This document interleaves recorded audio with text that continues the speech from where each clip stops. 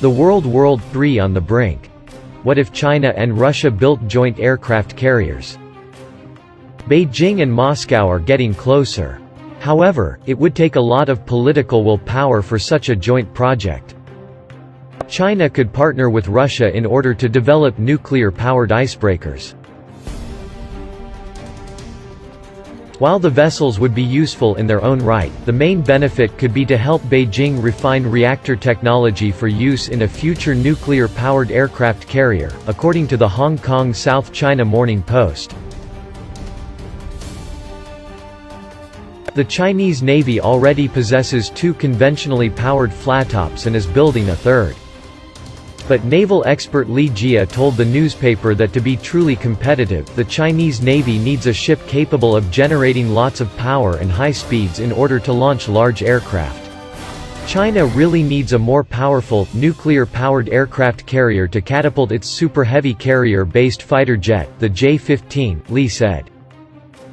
South China Morning Post reported. While China has good experience in the development of nuclear reactors for use on land, it has yet to master the miniaturization process that is needed to make a nuclear power unit suitable for an aircraft carrier. China has strong naval building capabilities, but it is still very weak in nuclear miniaturization. So it can learn from Russia, Beijing-based military expert Zhou Qinming told the newspaper. The Chinese fleet already possess nuclear-powered submarines.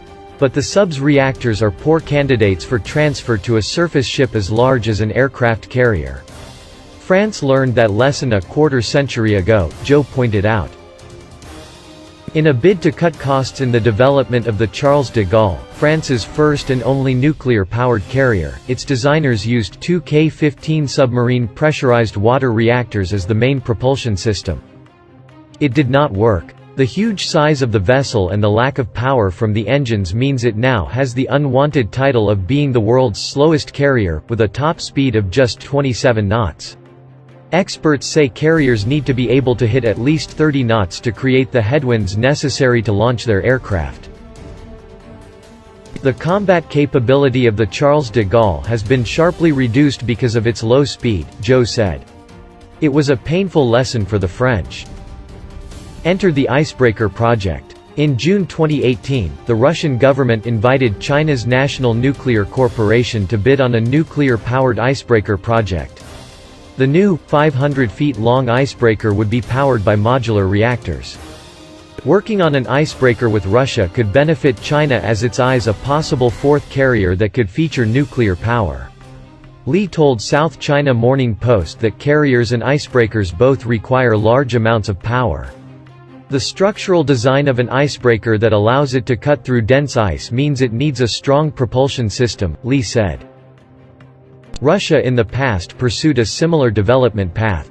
The former Soviet Union started using icebreakers as experimental platforms for the development of nuclear reactors to power carriers in the 1950s, South China Morning Post explained. By the time it was ready to start building its first nuclear carrier, the Ulanovska, in 1988, it had already built 5 nuclear icebreakers. Unfortunately, the carrier was never completed, as the USSR collapsed in 1991, 4 years before its planned launch. Russia has the technology but no money, China has the money, but doesn't have the technology. Zhou said. By working together, China will move a step closer to one day launching a nuclear-powered aircraft carrier. The Chinese Navy could possess as many as 6 aircraft carriers by the mid-2030s, experts told state media. They could be a mix of conventional and nuclear-powered vessels. 6 carriers might allow Beijing to equip each of its regional fleets with 2 flattops. One vessel could deploy while the other underwent maintenance. Song Zhongping, a military expert and TV commentator, told Global Times that China needs at least 5 aircraft carriers to execute its military strategy. Wang Yunfei, a retired Chinese Navy officer, said Beijing needs 6 flattops. The Chinese Defense Ministry declined during a November 2018 press conference to specify how many carriers it planned to acquire. Leaving aside the high cost, 6 flattops makes sense. The Chinese Navy includes 3 regional fleets, one each for China's northern, eastern and southern coasts. China has invested heavily in the development of its aircraft carriers in recent years. Its first, the Liaoning, completed a major overhaul and upgrading program in January, while its second, the homegrown Type 001A, is currently undergoing sea trials and could be ready to go into service by the end of the year. A third carrier is also in development, though like its predecessors it will not be nuclear-powered, and that, according to some, is where the problem lies. Naval expert Li Jie said that to be truly competitive on the high seas, China's military needed a ship capable of accommodating its J-15 fighters, and to do that took power, and lots of it. China really needs a more powerful, nuclear-powered aircraft carrier to catapult its super heavy carrier-based fighter jet, the J-15, he said. Although China already has nuclear submarines, the systems they use are unsuitable for carriers as they are not powerful enough. France learned that lesson 25 years ago, Beijing-based military expert Zhou Qinming said. After seeing what happened with the French carrier Charles de Gaulle, China knows not to try and transfer nuclear reactors from a submarine to an aircraft carrier, he said. Charles de Gaulle is the flagship of the French Navy, Marine Nationale.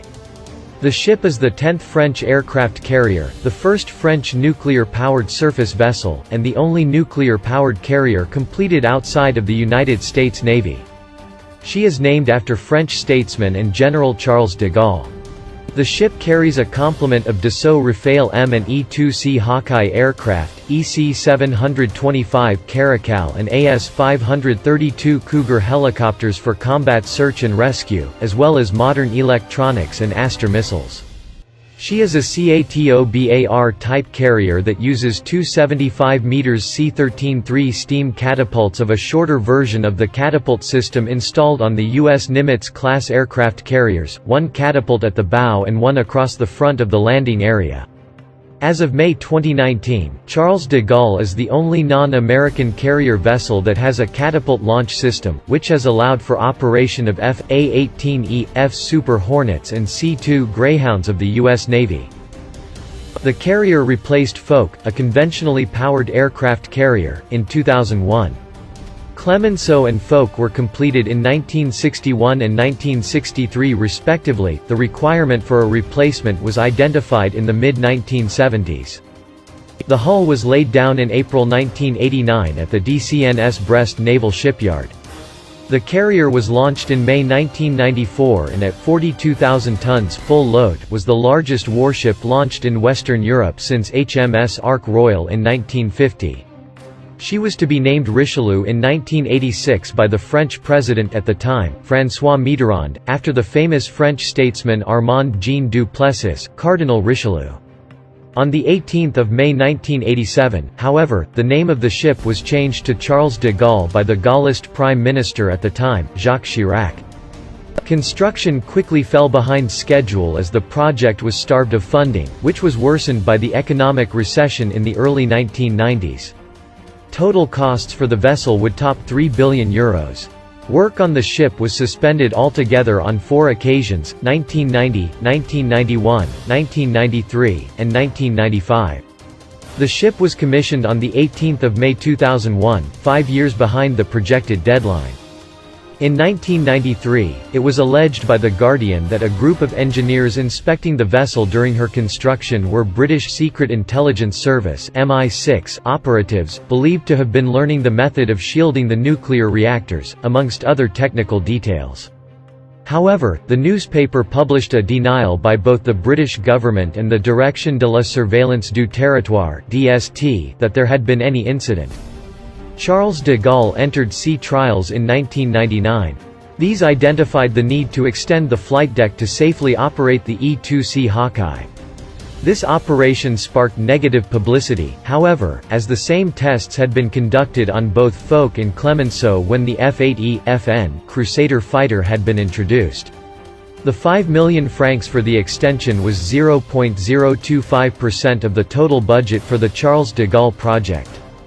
On 28 February 2000, a nuclear reactor trial triggered the combustion of additional isolation elements, producing a smoke incident. The ship left Toulon for her 14th and final sea trial on 24 October 2000. During the night of the 9th to the 10th of November, in the western Atlantic while en route toward Norfolk, Virginia, the port propeller broke, and the ship had to return to Toulon to have a replacement fitted. The investigations that followed showed similar structural faults in the other propeller and in the spare propellers, bubbles in the one-piece copper-aluminium alloy propellers near the center. Although the supplier, Atlantic Industry, was not believed to have intentionally been at fault, it was nevertheless blamed for poor quality construction. A few hours after the French defense minister ordered an investigation on quality management, a fire destroyed the archives of the supplier. As a temporary solution, the less advanced spare propellers of Clemenceau and Foch were used, limiting the maximum speed to 24 knots (44 km per hour) instead of the contractual 27 knots (50 km per hour).